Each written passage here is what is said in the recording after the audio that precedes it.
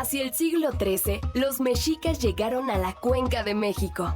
Más de un siglo después, en el año 1325, lograron fundar la ciudad de México Tenochtitlan, en cuyo centro erigieron un templo dedicado a Huitzilopochtli y a Tlaloc.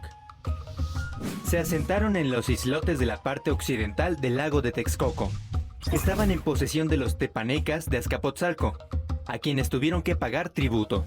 En los siguientes años, mejoró la posición política de los mexicas. Realizaron matrimonios por conveniencia y combatieron junto con los tepanecas.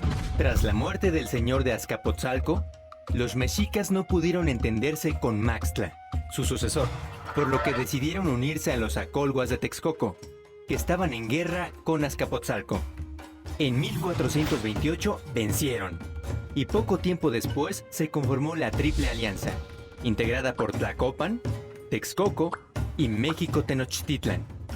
De acuerdo con su cosmovisión, esta alianza tenía una estructura en la que a cada integrante le correspondía uno de los 3 niveles del universo: el cielo, la tierra y el inframundo. Los mexicas quedaron a cargo de la dirección militar. Los mexicas afirmaban que el sol había nacido en Teotihuacán gracias al sacrificio de Nanahuatzin, quien se arrojó al fuego para dar vida a un nuevo sol. Y por esta razón, la humanidad había quedado en deuda con él.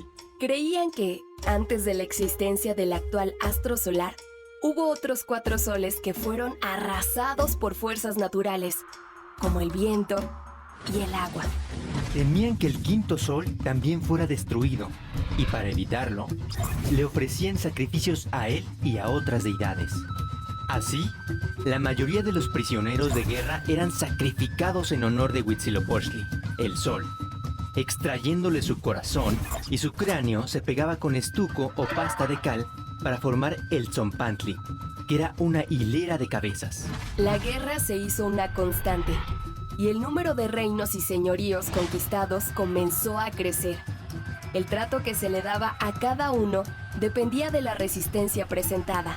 Si se rendían, eran tratados con benevolencia, y se respetaba su cultura, su lengua y su autoridad tradicional. Pero, si se resistían, las sanciones eran mayores.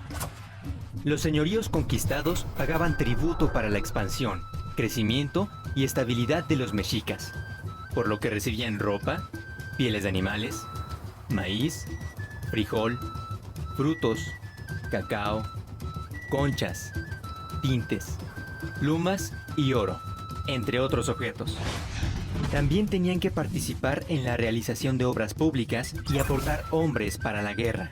Así, los mexicas pudieron consolidar rutas comerciales, obtener materias primas, mano de obra, guerreros y prisioneros de guerra, que jugaron un papel fundamental en sus ritos.